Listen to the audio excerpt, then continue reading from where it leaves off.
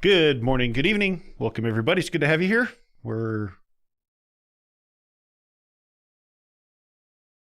Wait, something's not right.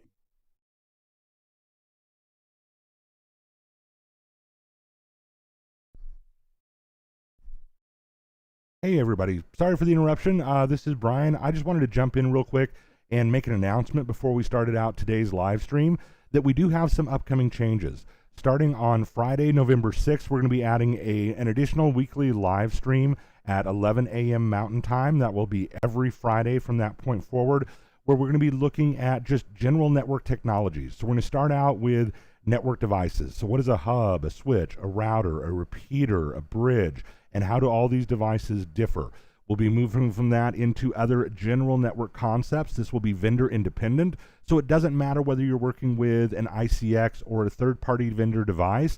We'll be just going through how networks function, both from a protocol perspective as well as from a hardware perspective throughout those Friday live streams. We will continue to have the Wednesday live streams hosted here by Matt, where we will continue going into very Ruckus-specific topics. But on Fridays, we're going to be a little bit more vendor neutral in our approach to things. So I hope you will come join me starting on Friday, November 6th at 11 a.m. Mountain Time. With that, I'm going to go ahead and pass everything back over to our normal host for Wednesdays, Matt Clauda. Thanks, everybody.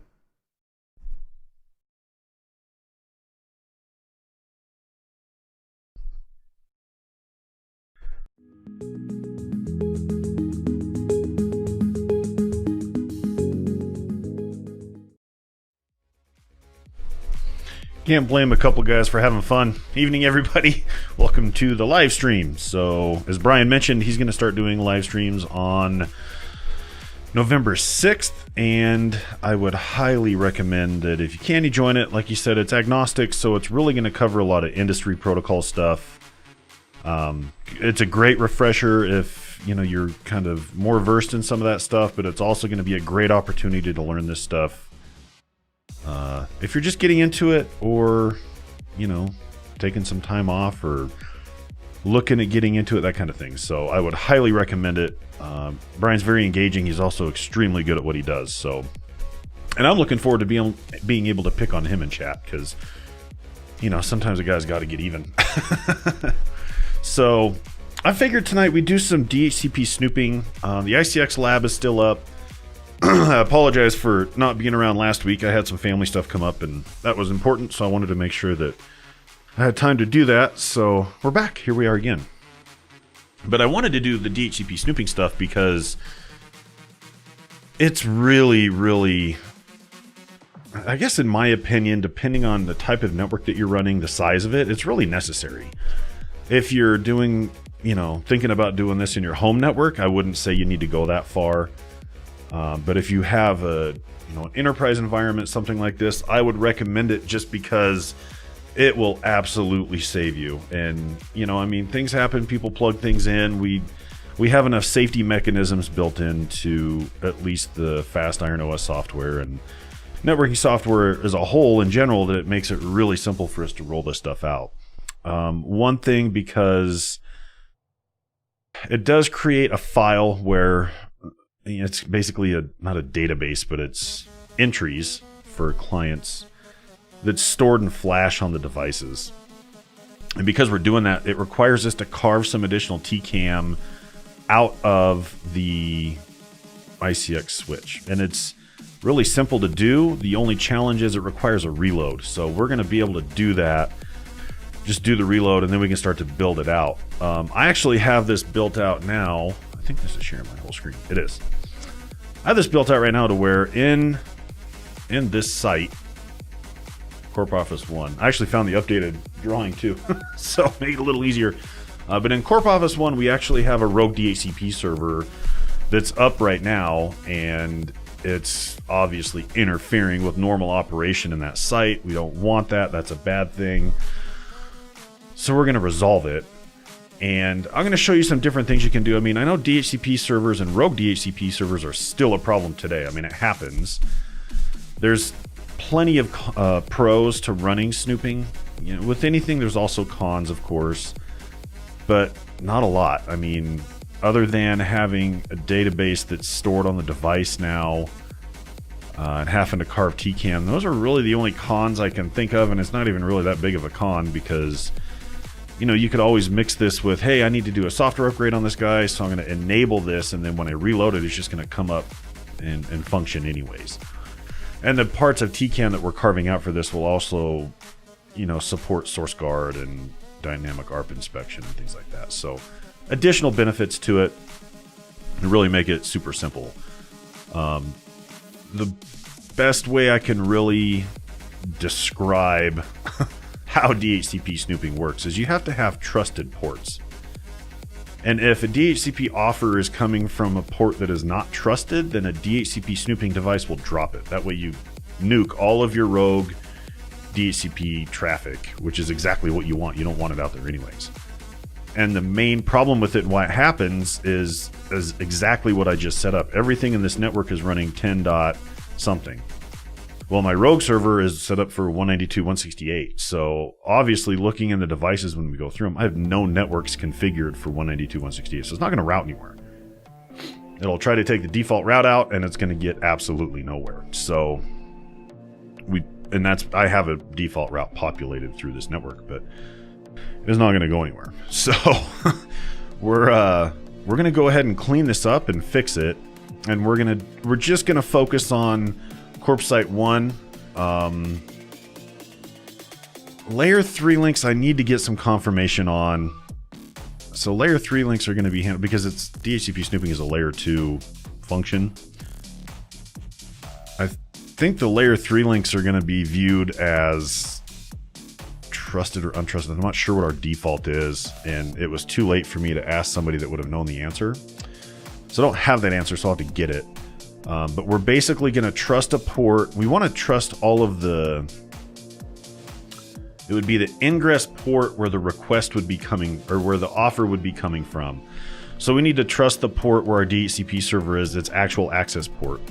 And then the best way to think of it is the network at that point is going to put a little stamp in there and say good guy. And it's going to allow that DHCP offer to go through the network and reach the host. Because remember, we're dealing with DHCP, so devices don't have IP addressing as it is now. So it's a layer 2 function, and you know, one thing that you'll notice with this, and this is how DHCP functions, and it's a really important thing to know. A lot of people, their misunderstanding with it is that the DHCP discover, so remember you have your DORA function, right? Discover, offer, request, and acknowledge. When that discovery message goes out, we use a helper address on our VEs. Most people initially think, oh, that discovery is going to come from the VE interface. That is incorrect. It comes from the egress interface out of that network to the DHCP server. So it's going to be one of these 4 links on the distros.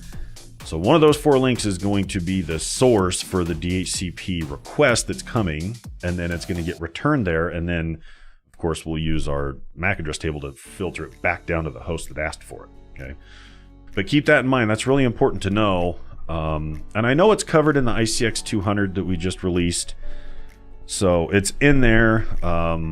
We wanted to make sure that we were a little bit more in depth on that, just because there is some levels of confusion with it. But that's how we handle it, just so you know. So egress L3 interface. Now, if you're looking at something where, you know, your DHCP server and your host is all within the same segment, then that doesn't come into play. You know, it's just a broadcast message at that point. It's pretty simple. But when you're using helpers, that's what's happening. Okay? So if nothing else, hopefully you learned something and you learned that piece, because that's the really easy part. But I want to show you, I have one host that's up here. And if I try to ping my DHCP server, I can't. And if I really look at it and I do an IP config, I see that I have a 192.168.40.205 address. That's not good, because the networks that I use within the Corp Site 1 are all 10.240. So there's no 192 networks in there, like I was saying earlier. So what's the best way to clean this up? Well, let's go in and build our trusts so that we can get that traffic, that DHCP traffic, from the appropriate server, trusted going through.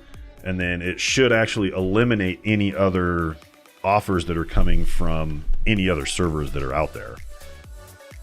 Now, there's two things that you can do here as well, and this really depends on if you have access to the remote site. So if it's causing absolute pandemonium, panic, and chaos, which this situation usually does, because I've been there, done that, the best thing to do is on a Windows box that has the wrong IP address, you can do an IP config all, and it'll show you in here the DHCP server and where it came from. Okay. You can also look at your ARP table on this device, so it's going to show you this is who it is. That's great. We have an IP address for it, but we don't have any of those networks built in this environment, so we're not going to be able to find it. Because I can't translate an IP address to a MAC address if it doesn't have anybody to ARP with, right? Because remember, especially when you're running VRPE in these environments here, which we are, the master is going to handle ping and ARP, right? Well, he can't ARP for it because that network doesn't exist. So how do we find it? Well, we can just do an ARP -A. Oh, maybe. Let's see if this works. There we go. And normally what happens is when you do that, you can now find it here, right? So I see the IP address, I see the MAC, 2236 is the last three. First thing I would probably do if I'm in a hurry and I want to get this thing shut down is I would go into one of my distribution routers and I would just do a show MAC on it. What did it say it was? 2236? We'll just do an include on it and see if we can find it. Yep, and it shows us it's right there on 1114. So I could shut the port down and solve the whole problem and be done and go about my merry way. But that doesn't stop somebody from running around and now I'm going to, oh man, it got shut down and my server's not working now. Or maybe it's a legitimate server and somebody turned a service on accident and misconfigured it. So now you're actually at risk of making an outage worse, which we really want to prevent. So best way to do it is to do the trusting and fix it correctly. But if you needed to shut this down, isolate the owner, or locate the owner and say, hey, I don't know what you're doing, but you've got services on here that shouldn't be running, then you could do that as well. Okay. DHCP is tricky, so keep in mind, I had to, I don't know what the right word for this is. I had to kind of force this to break because typically DHCP with leases, once it grabs one, it's going to hang on to it. So I had to tweak my server, the correct server, a little bit to get this to break just for the example. But this can be very, very difficult to troubleshoot. I mean, sometimes you can end up with a bad IP address and then I can turn around and do an IP config renew on a host and it'll pick up the right address. And then it's, you know, half your hosts work, half of them don't. So it takes some time to kind of dig into it and figure out what's going on. But these are all different tricks and tools you can use to just figure this out in a hurry. Since we're not in an active outage scenario, I guess we'll call it, we're going to just enable trust, DHCP snooping, trust some ports, snoop on the VLANs, and we'll be done.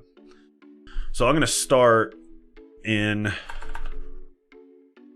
this guy. So first thing I need to do, this is the access switch. So I'm going to pull this diagram up.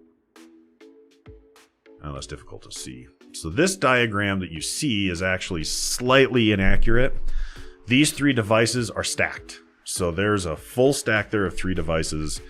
And then there's the two distros. So we're going to trust this stack, these two distros. We'll turn it on in the AGs, in the distros, and in this access switch here. I won't need it anywhere else because nothing else in here is using DHCP. Everything else in the data center would typically be statically IP'd. You could if you needed to, if you really wanted to be, you know, safe and protective with it, you could. But if it has a static IP on it, it's never going to ask for a DHCP address anyway. So it just depends on what you have built in your network and what you really need to pay attention to. For ours, that's more than enough. So we'll start in the stack, we'll do the distros, and then we'll just move down here because I have to reboot all of this. So out of the way. So it's a very simple command, enable ACL per port per VLAN. And I know it doesn't match anything that we're doing, but that's it. So we'll do end write memory and then a reload. Don't forget your write memory. Okay. enable ACL, report per VLAN. And then, of course, with the access switch is down, so it's not going to hurt it. But with your distros, you're running VRPE, you've got spanning tree, and your priorities set correctly. You could break this at whatever scale you wanted to. Since we're somewhat time limited, I don't want to spend all night doing this, so I'm just going to go all ham and break everything. And write memory, reload. I want to... Oop, don't do that. There we go. And, okay, so now I said we also need to do in the data center, we need to do the AGs, distros, and access to. So we can do that no problem.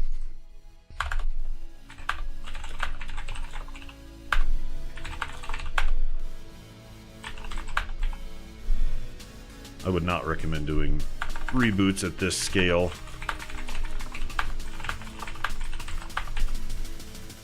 I know I'm going fast. Okay. Distros.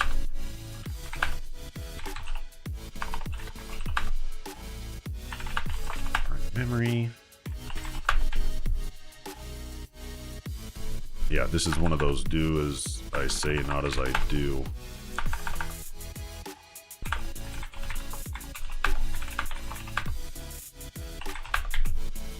All right, Carbon TCAM. It's going to take a minute to do that.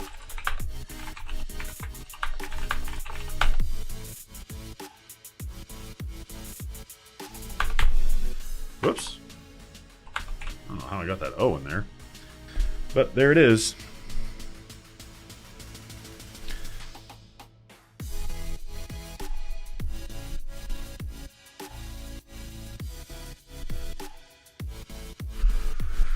All right.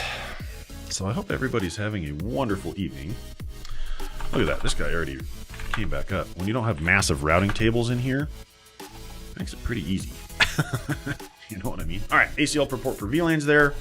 Now, we don't need to play with any of the default values. We don't need to modify anything else, really. We just need to turn it on.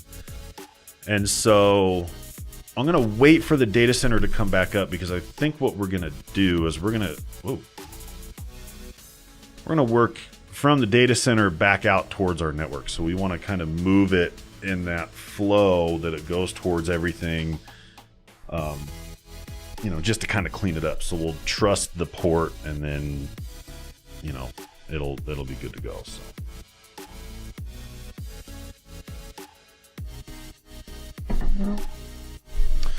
The config is actually really scary simple. It's just the biggest problem is that we have to tweak the TCAM and reboot it. So that's really the only issue. So while that's rebooting, I'm going to see if I can fix... I've got my key lights so screwed up I can't... Which, watch this, I'm going to make them even worse. Whoa. Whoa.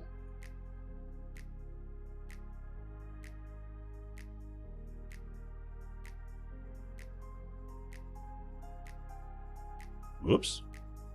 A little less ghosty. Didn't really do too much. I might have to back up. All right. Now, I love how Nightbot loves to just kind of go to sleep once in a while. There's a bunch of timers in there, and it's supposed to trigger events, and it decides that it wants to fall asleep half the time. So, whatever. All right, let's see if this guy's up. Nope, not yet. Patience, grasshopper. I think... Oh, I was going to mention this too. Yeah, Nightbot, super slow. The forums, I'd mentioned that those were going read-only. They're actually... I think they're supposed to be up Friday. I had that conversation. They're moving that thing along pretty quick, so I don't think they're going to be dealing with a major outage. Someone's killing me.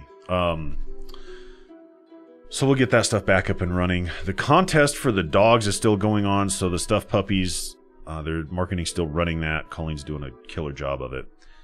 And that's happening still, and you also are entered for a chance to win an AP. So definitely go check that out. I know, what was that command?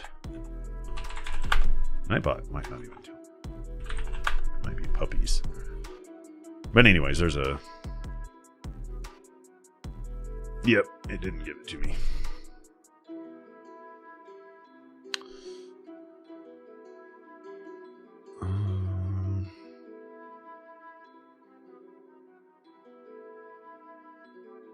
No go. I tried. It wouldn't do it. So we'll see if it wakes up and kicks it. You never know. All right. Now, let's find our DHCP server. Which this one might be tricky because it should be... It's in VLAN 20.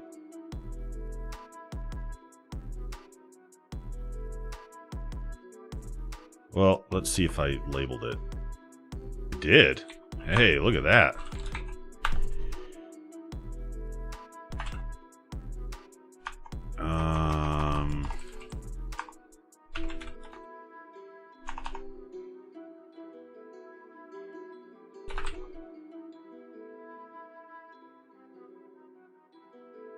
Really?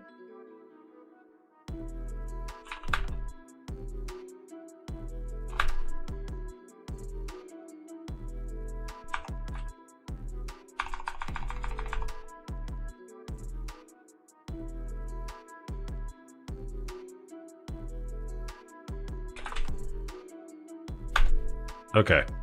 I'm going to trust that one. DHCP snooping.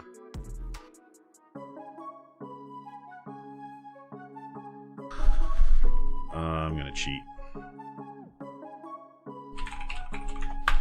Because that's how I roll.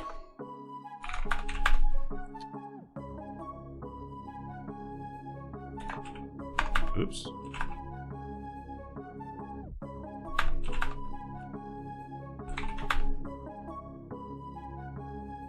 Where's my deed?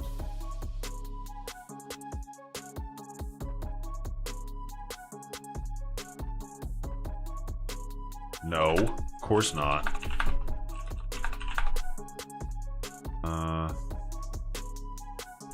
Might be in here.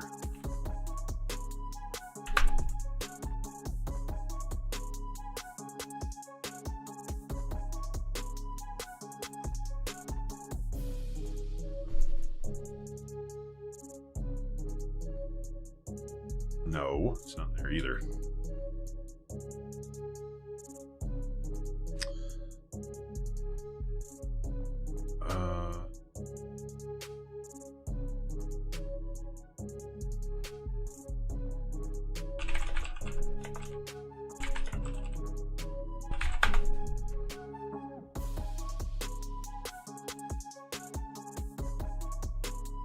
That was close.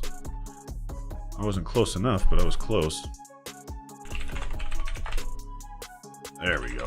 VLAN, and we want it on...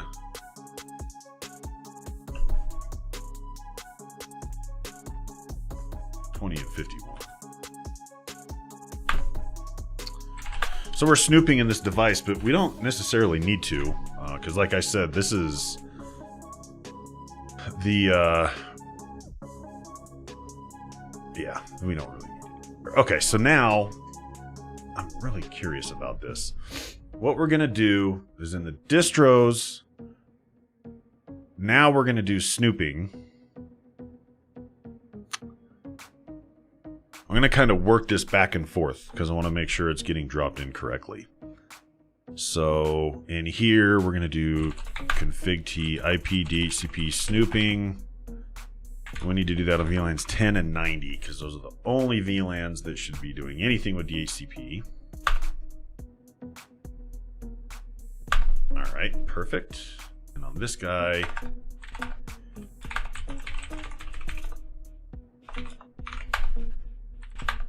there we go. Trusting there. Now, the reason we have to think about this and where this traffic is coming from is because you want to make sure that you're only doing it ingress on a port. So you still want to trust some ports, Because if you get a valid request that comes in on an untrusted port, even if it's a switch port, it's going to drop it. So technically, we should be trusting on the uplinks in the access switch saying trust, because the traffic would be coming that way. So if we get into that guy, we're going to do IP DH, DH. Okay. And then looking at the neighbors 13 and 14. I wonder if I can do this to both of them.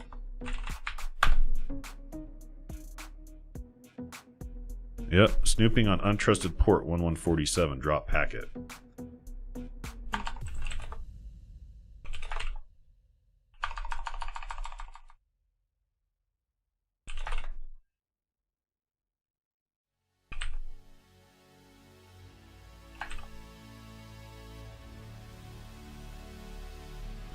What on earth is going on? I don't think I can do that on multiple ports, that's why.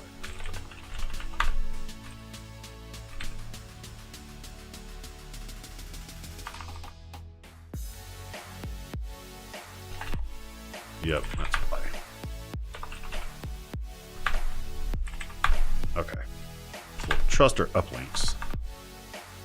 So it sees it coming in, snooping on untrusted port 1147.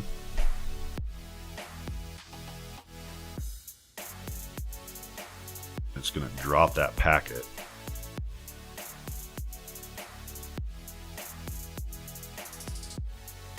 Okay, good. So now we can go back. We'll have to trust these ports in the distros, and then we'll have to trust these ports in the ags so that they're actually getting stamped correctly. So, DC distro 1. Oops. We want to trust it coming from that access switch where our DHCP server lives. So access to it's 1122.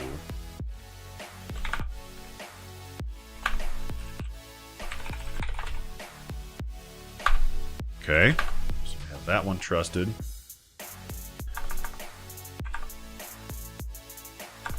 Show. Oh, that might be running a cluster. That's screwed me up.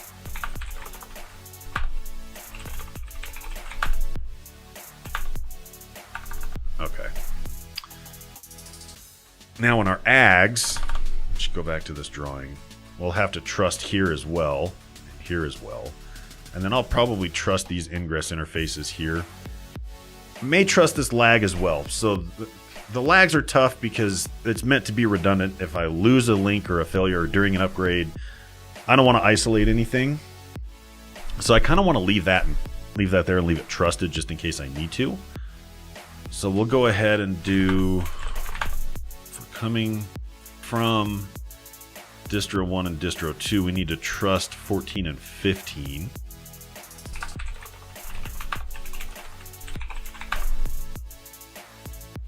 Oops. Whoa.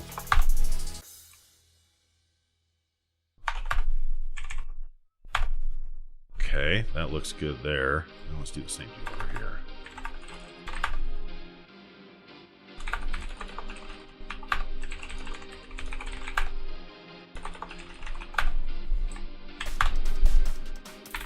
Okay, trusting there as well. Now we're going to go ahead and jump on these ingress links and the lags, and then I think we should. So 1118.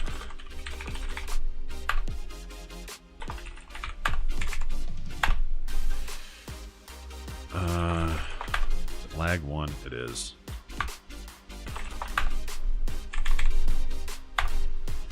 Okay. Show FTP neighbor. Fig T.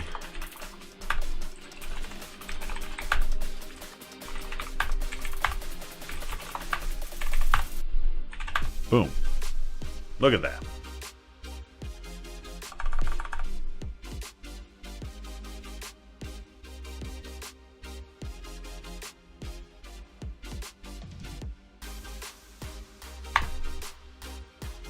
dropping those, which is what we want it to do. Snooping mapped to an outgoing port. So this guy picked one up, which is perfect. 47 still dropping it. So now I'm curious.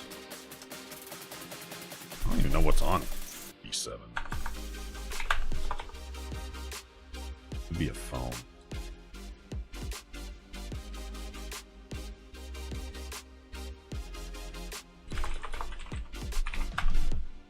.47's not even.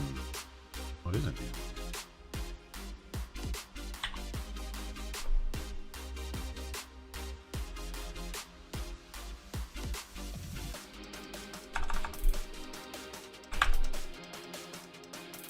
Okay, so it kicked that one. So let's do this. IP config renew. Oops.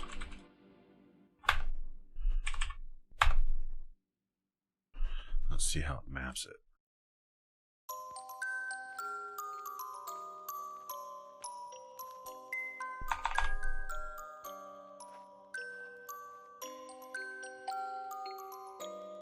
This could be the way I have that lease built. Oh, nope, it got one. There it is. Has an address. Okay. So that's fixed. You have to dump it and go back in. I mean, the main big key takeaway from that would be if you have a user that calls and says, hey, it's still not working, just reboot, man, and you'll be good. So then you're all set. I'm going to check this one too because I want to see.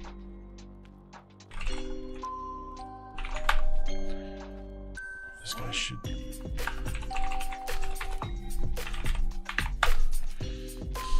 $22.36. Oh, that was my that's my bad DHCP server. I forgot what port. I thought it was on a different port for some reason. So yeah, that's why it's dropping it, because it's trying to send those out and it's just killing it every single time, which is perfect. That's exactly what we want. So now we could technically go in and shut that port down so it stops behaving this way, or shut the service down. You should see this go away. I'm actually going to fix this now because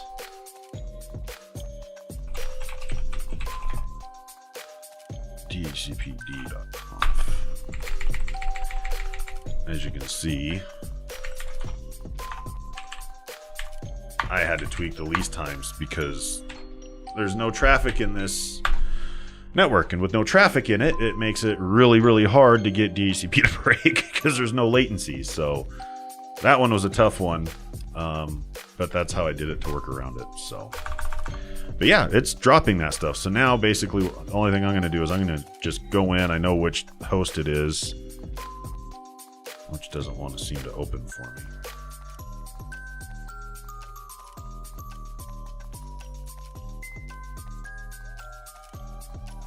Wow, really?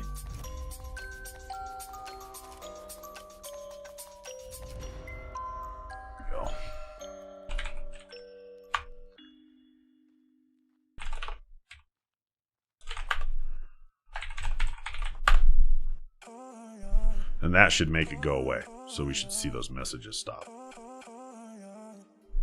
Just like that. Piece of cake. Snooping is done. Make it really easy.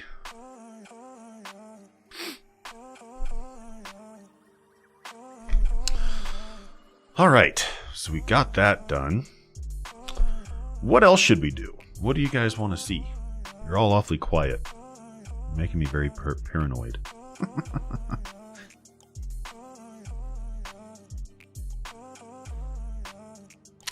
One thing, since even though we're on a stream right now, I have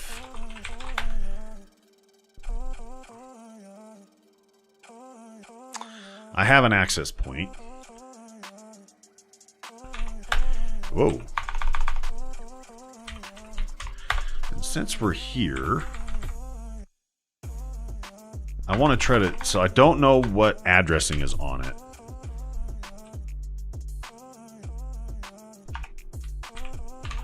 I want to try to find it, because next week we need to start pulling this stuff into. Oh, it does have that management IP address on it, because we want to start pulling it into Smart Zone. So I need to be able to do that.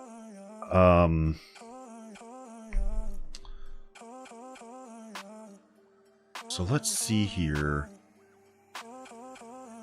10.240.2.100. What do you think the chances are I can get into it and I know the IP address of it? I'm going to say probably slim to none. We're going to try it. Worst case, I'll have somebody 40.2.100.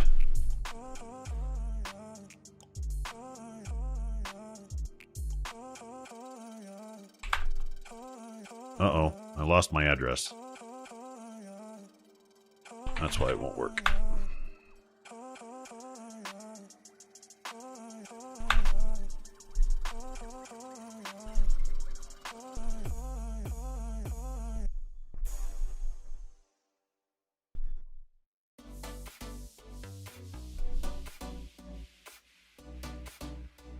Alright, let's see if I can get an address, because I kind of need one to make this work.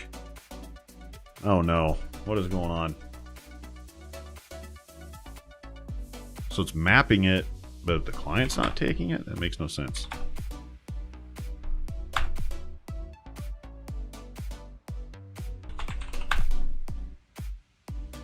What I'd really like to know is how do I get...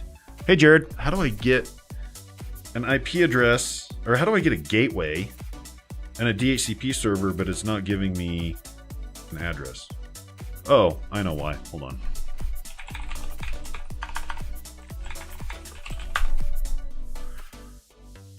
Kick the service. Let's see what you have to say, Jared. Put a vendor managed vending machine. Oh, goodness.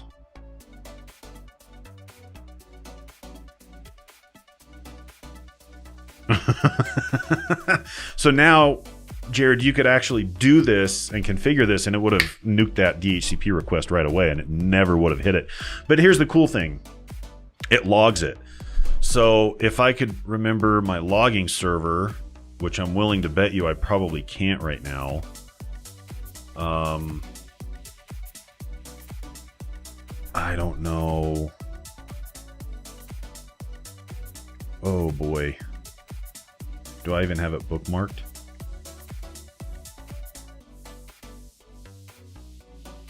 I think I do. Yep, it's right here. Let's see if it's still working. It's been a while since I've used it. Oh boy. So this is the beauty of it. It's really unfortunate that that happened. I hate to hear that. But that's why I'm doing this too, so that you can see this, and if you have to do this, you can. You know what I mean? I don't know. Yep. Release declined snooping on port 2148. So you're going to get requests that come in here, and you'll see what's happening. The main problem is this guy also logs the server as well. So I'd have to go in and find... Oh, I could probably just hide anything. Except for that. Yeah, that's... I've been there too, and it was... Because you can see from all the gray hair. We had that issue when people had Netgear hubs and they'd bring them in. Well, they'd bring it into a massive office building, plug it in, and kaboom, there goes DHCP everywhere across that VLAN.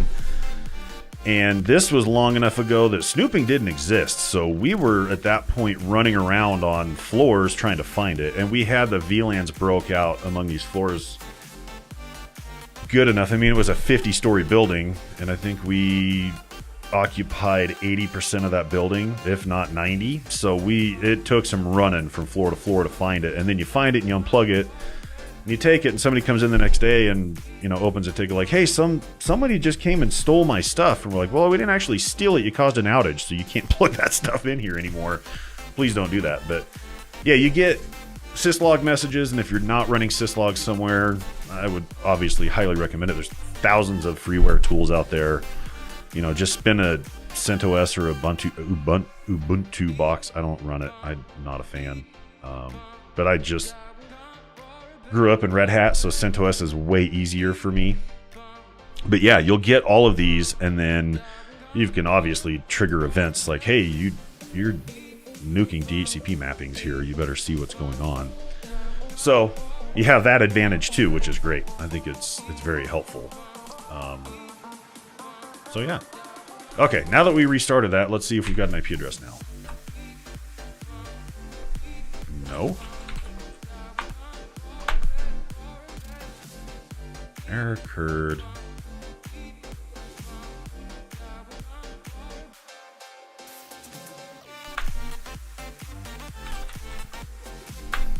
It's always fun to have those war stories, though, Jared.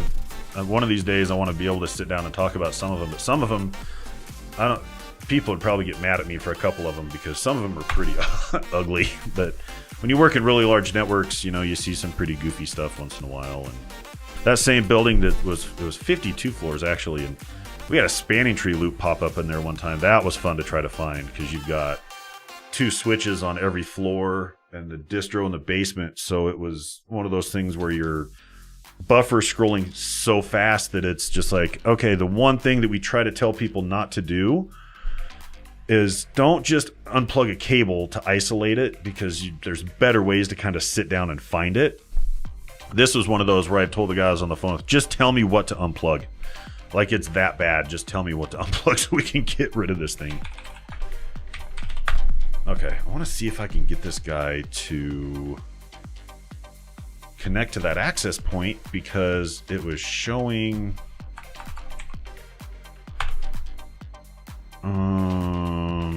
yeah, it's 2.100.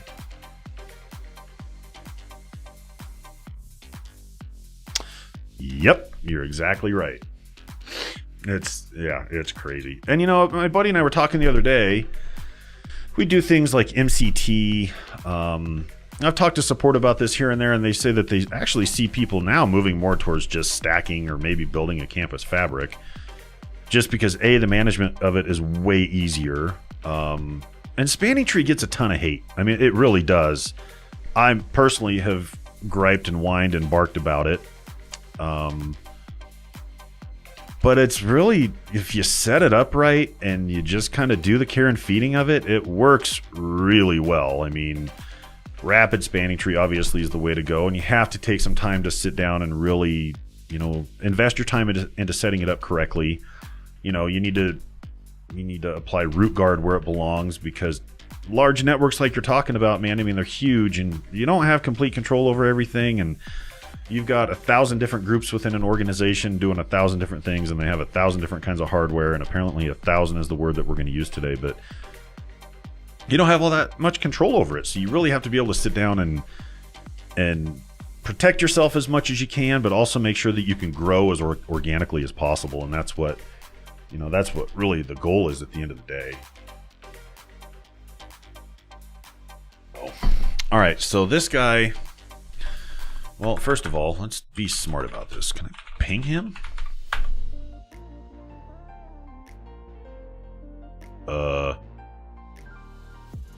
Okay. Well, let's see why I can't ping him. Oh. Do I have built? Do. So, yep, it is. You're absolutely right. It'll save you every single time.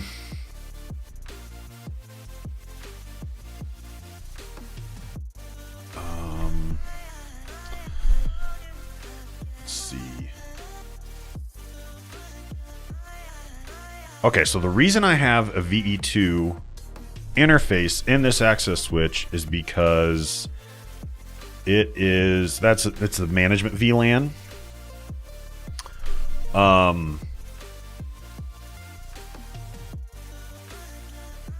So it has to have an address there. The thing I'm not sure I understand though is, okay, so hold on. Can I ping 10.240.2.4?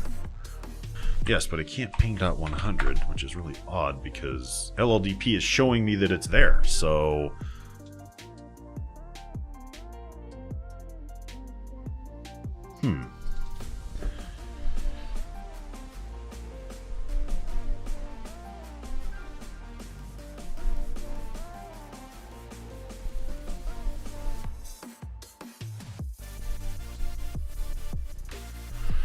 all right. let's see here. I apologize. I have so much stuff going on that it's just a little bit of chaos right now. So let's figure out. Okay, so the LLDP neighbor is there. It's registering an address, but I can't ping it. So let me see if I can ping it from here. Oh, did I try to ping it from here? Am I losing my marbles? Because I might be. Yeah, it won't ping from there either. Port ID MAC address. Oh, this is the MAC of the switch port.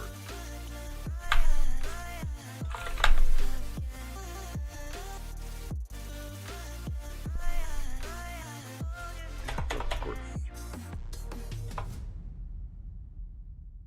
Or unit 3. So I don't know if you're seeing a pattern here, but MAC addresses go sequentially up as you go through the port list, which is expected, but oh no, this is the port list 8FCD.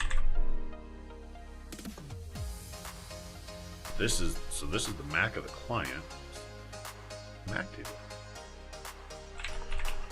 I don't know if I'll be able to do it. No go.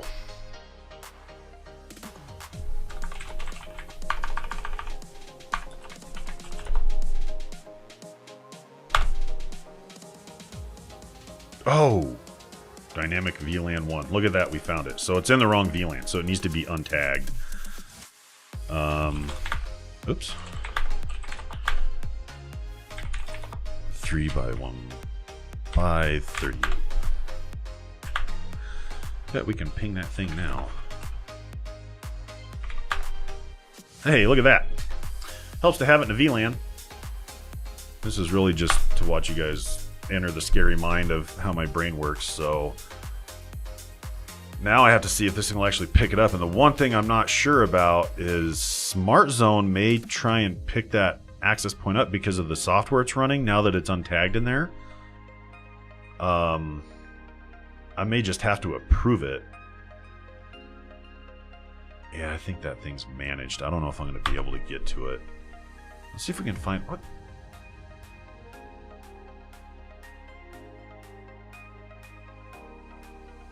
I don't remember what IP address I put on it.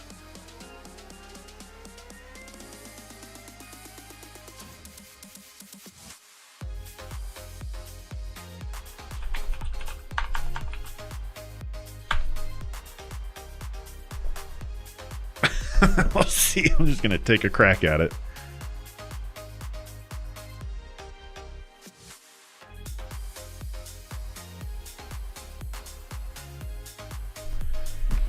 Okay, maybe that one was not it. I just used this. Wait. 85? Maybe it was 85. Let's find out.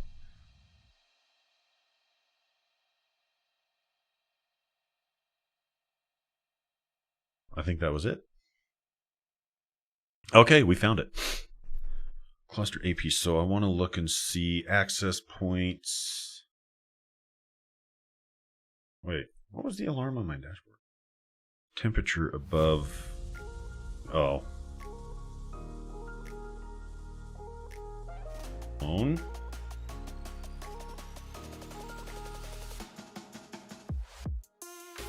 Add one.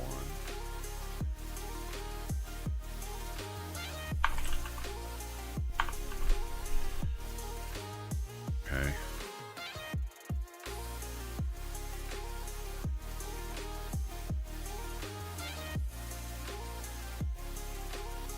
Yeah, but I don't have anything in the staging zone showing up.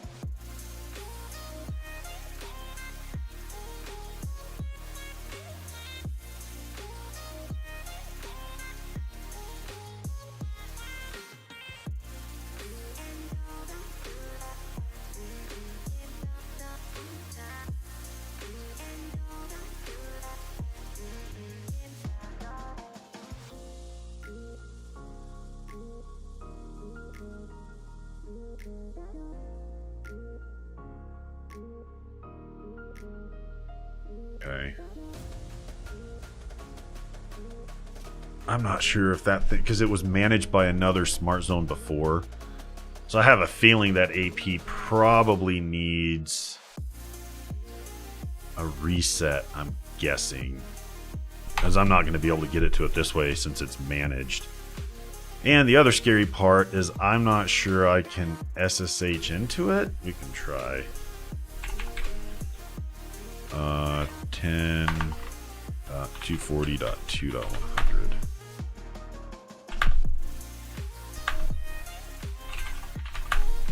Yeah.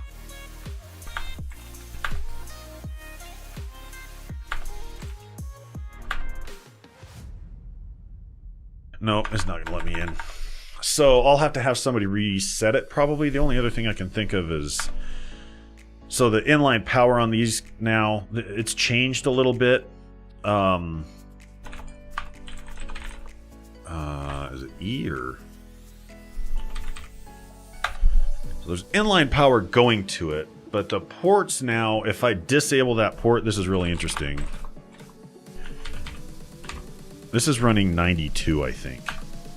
If I disable that port,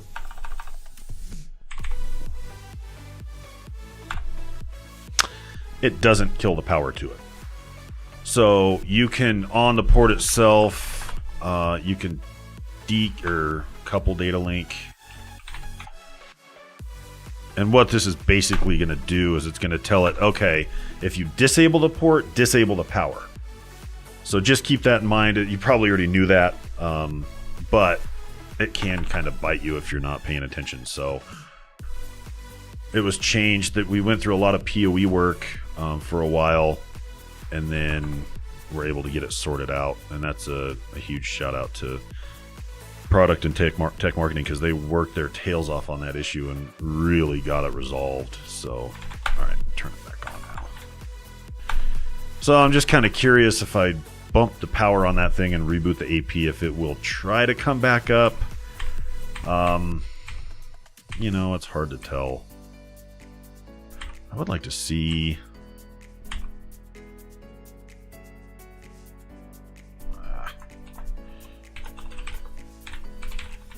Detail ports 3 by 1 by 38. Nope, it killed it right away.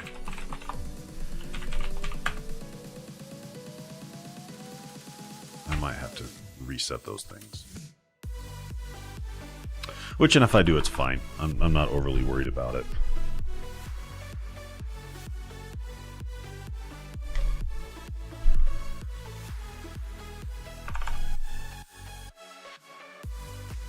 Hey, see? There you go. Who doesn't love puppies? It showed up right there.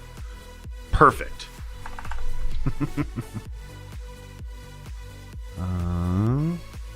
Jared, how big's your network? Are you dealing with ICXs, APs, Smart Zone? Do you use Unleashed? Sounds like you manage a pretty good-sized network.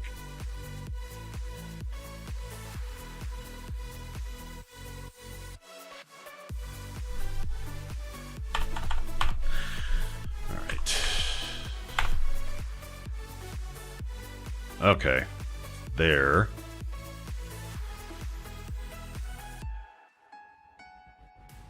Oh, I just don't know if Smart Zone's going to pick it up. It'd be really awesome if it did. No, it's going to need a pretty hard reset, so I'll have to do that. But that's no big deal. I think I can get that done before next week, and then of course the APs will attach and they'll go through upgrades and everything.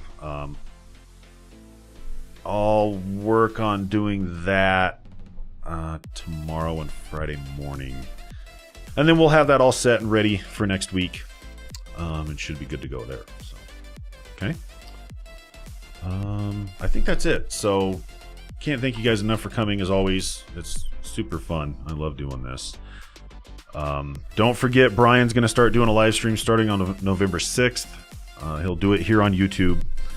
I may have some changes coming to the schedule, so it kind of depends on what happens with a couple things, but I may move the night that I do this, and I may move it to Thursday. But that's TBD. A couple things we got to figure out for that first. So I have to play kid taxi. So it's easier if I move this to a night when I just would have to leave later to pick her up anyways. So I'll look at doing that. So if I do have to change that, I'll give you plenty of notice. The other thing I might do, and I've thought about doing this, is I might do one stream, just one per day on Wednesday, maybe do it during the day, and then if I decide to do another one or two on Thursday, I would probably do a follow-up or a matching version of that the next day on YouTube, and then at night I might start doing one on Twitch just to get some different some different platforms out there and exposure. And Twitch is always fun. It's a little bit more gamer driven really, but there's also some pretty cool live stream stuff that happens on there. So we'll see. I'm mulling it around. I'm more than happy to take your feedback on it, because obviously this is put together for all of you. So I like YouTube because it stores the video on demand when it's done, so it makes it really easy. But yeah, that's kind of what we're looking at. So we definitely want to engage with you guys as much as we can. Keep doing this. I have absolutely zero complaints about it. I think it's super fun. It's awesome. So we'll have a lot more stuff coming here soon. But yeah, for now, I think that's it. So we covered DHCP snooping. It's super easy to do. Remember, just on all the egress ports where that traffic is coming in from, if you're using helpers, just make sure you set it up there and you're done. You don't have to worry about it. So it'll stop anything that's rogue. And Jared, it would absolutely take care of your situation. So worth having for sure. So, okay, enjoyed it, everybody. We'll see you next Wednesday.